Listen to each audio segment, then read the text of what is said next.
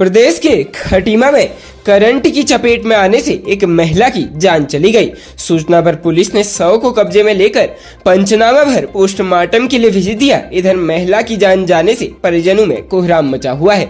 मिली जानकारी के मुताबिक खटीमा कंजाबाग उमर खुर्द पटिया निवासी जयचंद की पत्नी उषा बुधवार को घर में स्नान करने के बाद कमरे में गई और कपड़े बदलने लगी। इसी दौरान कमरे में लगे पंखे की चपेट में आ जाने से उसे करंट लग गया। आनन फानन में परिजन उसे उप जिला चिकित्सालय ले गए, जहां डॉक्टर ने उसे मृत घोषित कर दिया। इधर सूचना से परिजनों में चीख पुकार मच गई। मृतका की शादी 2016 में हुई थी। मृतका की 2 पुत्रियां हैं, एक 5 वर्ष की सगुन तो दूसरी 8 माह की नायरा है। राज्य उत्तराखंड में पहाड़ के प्रतिभावान युवा हर क्षेत्र में अपनी प्रतिभा का लोहा मनवा रहे हैं। अब उत्तराखंड के बागेश्वर नंदी गांव के निवासी शशांक उपाध्याय ने नीट परीक्षा में 651 अंक हासिल कर उत्तराखंड का नाम रोशन किया है, जिसके बाद उनके परिवार में खुशी का माहौल है।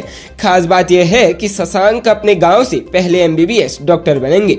इससे पहले शशांक उपाध्याय ने नीट 2022 में 558 अंक हासिल किए थे। बावजूद इसके उन्होंने हार नहीं मानी और कड़ी मेहनत के बावजूद इस वर्ष नीट परीक्षा में 651 अंक हासिल किए। शशांक के पिता उमाकांत उपाध्याय शिक्षक हैं, जबकि माता गृहिणी है। शशांक ने अपनी सफलता का श्रेय अपने परिजनों को दिया है। शशांक ने कहा कि कोई फर्क नहीं, सब कुछ जीत लेने में और अंत तक हिम्मत न हारने में। उन्होंने कहा कि शिक्षित परिवार होने की वजह से उन्हें पूरा मार्गदर्शन मिला। बेटे की सफलता और परिवार में खुशी का माहौल है। राज्य की राजधानी देहरादून के रायवाला से हरिद्वार जा रहे दरोगा पुष्पेंद्र सिंह की रोड एक्सीडेंट में दिल दहला देने वाली घटना में जान चली गई।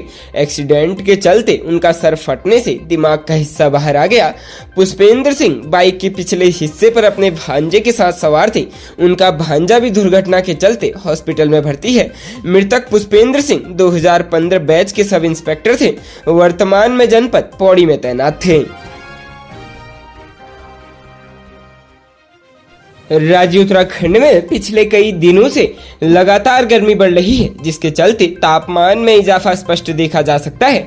इस भीषण गर्मी से प्रदेशवासी परेशान हैं। घर के बाहर कदम रखते ही लोगों को सूरज की भीषण तपिश का सामना करना पड़ रहा है। वहीं स्वास्थ्य विभाग ने उत्तराखंड में बढ़ती गर्मी और अस्पतालों में मरीजों की भीड़ को मद्देनजर रखते हुए प्रदेश भर के सभी अस्पतालों को अलर्ट रहने के निर्देश दिए हैं। इसके तहत सभी CFO और अस्पताल अधीक्षकों को सुविधाओं के साथ पूरी तैयारी रखने को कहा गया है। दरअसल पिछले कुछ दिनों से राज्य में भीषण गर्मी पड़ रही है, जिसके चलते अस्पतालों में डायरिया और डिहाइड्रेशन के मरीज काफी संख्या में अस्पताल पहुंच रहे हैं। वहीं तेज धूप और गर्म हवाओं की वजह से मैदानी क्षेत्रों में कई लोगों को लू लगने जैसी शिकायत सामने आ रही है। इसके लिए महानिदेशालय ने सभी अस्पतालों को अलर्ट रहने को कहा है। स्वास्थ्य सचिव डॉक्टर R राजेश कुमार ने संबंधित जानकारी देते हुए बताया कि बढ़ती गर्मी से स्वास्थ्य को होने वाली दिक्कतों के मद्देनजर अस्पतालों को आवश्यक दिशा निर्देश दिए गए हैं।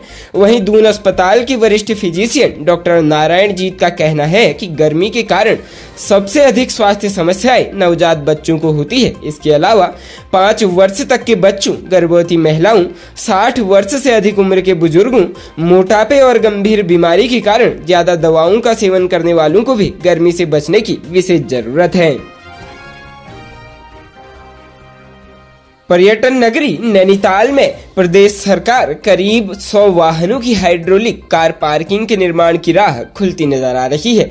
जिला विकास प्राधिकरण ने नगर के तल्लीताल क्षेत्र में नेशनल होटल के पास कार पार्किंग के निर्माण के लिए भूमि का चयन और अन्य औपचारिकताएं पूर्ण कर वह प्रस्ताव शासन को भेज दिया है। उम्मीद की जा रही है कि प्रस्ताव को शासन से अनुमति मिल जाएगी और नगर में लगभग 100 वाहनों के लिए हाइड्रोलिक कार पार्किंग का निर्माण शुरू हो जाएगा। जिला विकास प्राधिकरण प्राधिकरण सचिव पंकज उपाध्याय ने बताया कि नैनीताल हल्द्वानी राष्ट्रीय राजमार्ग के किनारे लगभग 100 वाहनों के लिए हाइड्रोलिक कार पार्किंग का डीपीआर यानी विस्तृत प्रस्ताव NHAI की कार्यदायी संस्था DCL के द्वारा तैयार किया गया है और इसे शासन को भेज दिया गया है। डीपीआर को मंजूरी मिलते ही नैनीताल में हाइड्रोलिक कार पार्किंग का निर्माण शुरू कर दिया जाएगा। उल्लेखनीय है कि पूर्व में भी नगर में इसी स्थान के मल्लीताल में नगर पालिका के पीछे घोड़ा पड़ाव BD पांडे जिला चिकित्सालय के पास व पुराने कोयला टाल के पास ऐसी ही पार्किंगों के निर्माण के प्रस्ताव बन चुके हैं, लेकिन यह कवायद धरातल पर नहीं उतर पाई है। आगे उम्मीद करनी होगी ताजा कवायद रंग लाएगी और पार्किंग का निर्माण हो पाएगा। राज्य उत्तराखंड में मुख्यमंत्री के स्तर से कड़े रुख के बाद उत्तराखंड में लगातार और दूसरे धर्म के युवकों के द्वारा हिंदू युवतियों किशोरियों के उत्पीड़न के मामले लगातार आते जा रहे हैं। इसी कड़ी में बीती 11 जून की रात को हिमालयन अस्पताल के बाहर हिंदू संगठनों से जुड़े कुछ लोगों ने आसिफ मनान नाम के एक शख्स की जमकर पिटाई कर पुलिस को सौंप दिया था। अब पुलिस ने आरोपी आसिफ के खिलाफ धर्मांतरण का मुकदमा दर्ज किया है। आसिफ पर हिंदू छात्रा को नशे का आदी बनाने, शारीरिक संबंध बनाने और फिर आपत्तिजनक फोटो और वीडियो दिखाकर ब्लैकमेल करने का आरोप है।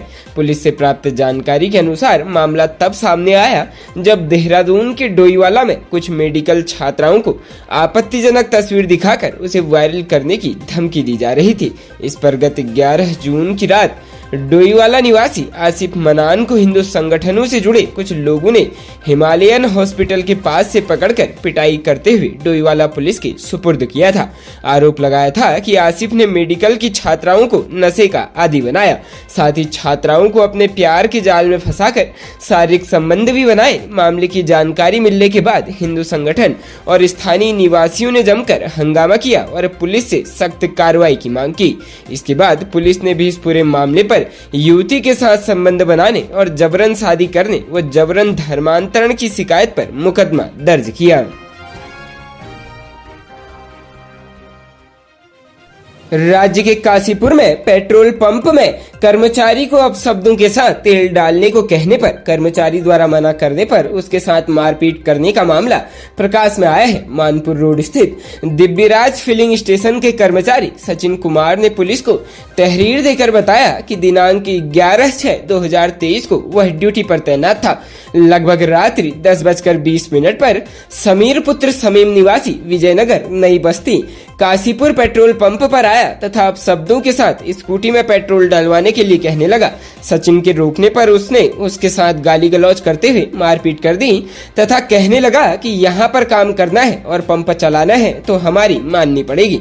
इसके बाद समीर ने कुछ लड़कों को फोन करके बुलाया और फिर उसके साथ दोबारा मारपीट की। सचिन ने बताया कि पेट्रोल पंप पर कार्य करने वाले दूसरे लड़कों सचिन व नरेंद्र ने उसे उन लड़कों से बचाया। जाते जाते वह उसे जान से मारने की धमकी देकर अपने साथियों के साथ चला गया।